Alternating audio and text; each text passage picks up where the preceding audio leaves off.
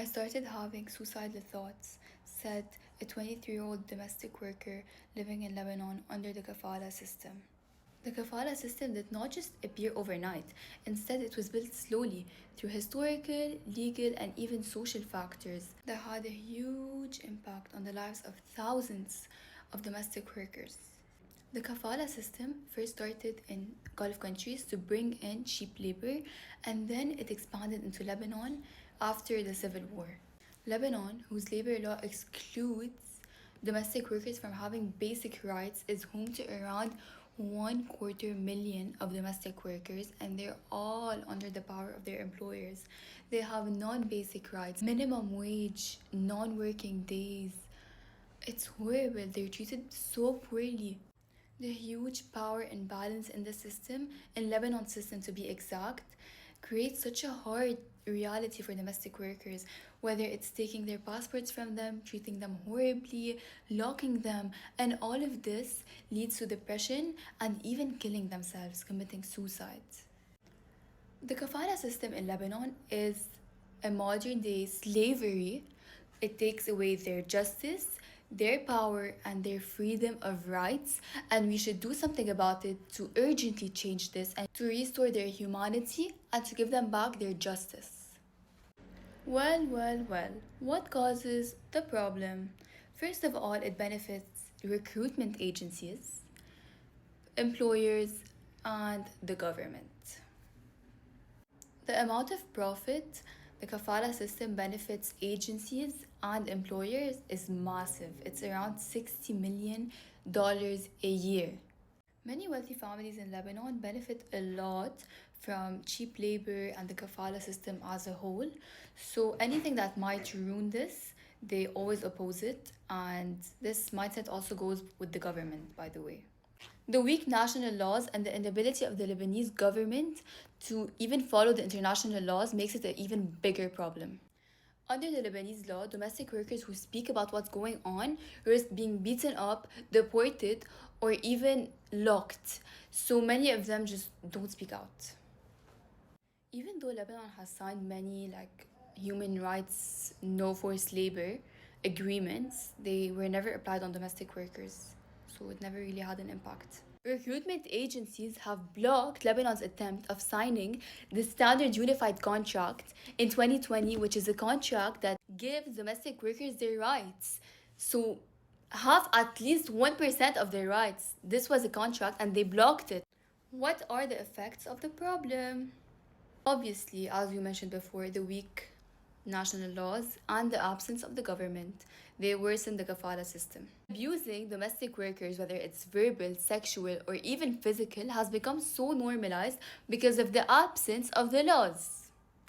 And even when these same domestic workers that are being abused, whether it's sexually, physical, whatever, they file a complaint to the government, no one does anything about it. They're left alone, they're left abandoned.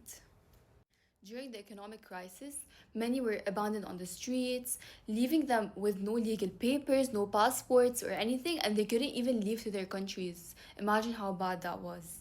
The government didn't do anything about it. Nothing. The kafala system is not just affecting domestic workers, it's also affecting Lebanese people, their reputation, and the society as a whole. Constant abuse leaves many domestic workers depressed, traumatized, and to the point of suicide. When this mistreatment becomes normalized, it creates a society divided into racism, gender inequality, and even social class difference. Many domestic workers return home in debt, which leads to the younger generation of this family to go into the same labor. That's why the cycle goes on and on and on. What are the solutions to the problem? Even though many attempts have been done to remove the kafala system from Lebanon, agencies and the government have stopped this progress. One of the solutions that I showed you previously was the Standard Unified Contract that recruitment agencies and government have stopped, obviously, but that was one of the good solutions. In 2013, the government and several NGOs created the Ethical Recruitment Code of Conduct, but they only cared about profit, so it didn't really work. There's even more. There's even the Domestic Worker Union in 2014 with the support of human rights and many other like NGOs that supported this good NGO. But obviously the government didn't accept it for a lot of reasons. So it didn't really work and like no one continued with it. But so many solutions. To end the kafala system, many human rights and experts have suggested that we give justice and we put a law on all these who betray and don't give human rights to domestic workers. Lebanon should officially recognize these domestic workers as actual employees with not minimum wage.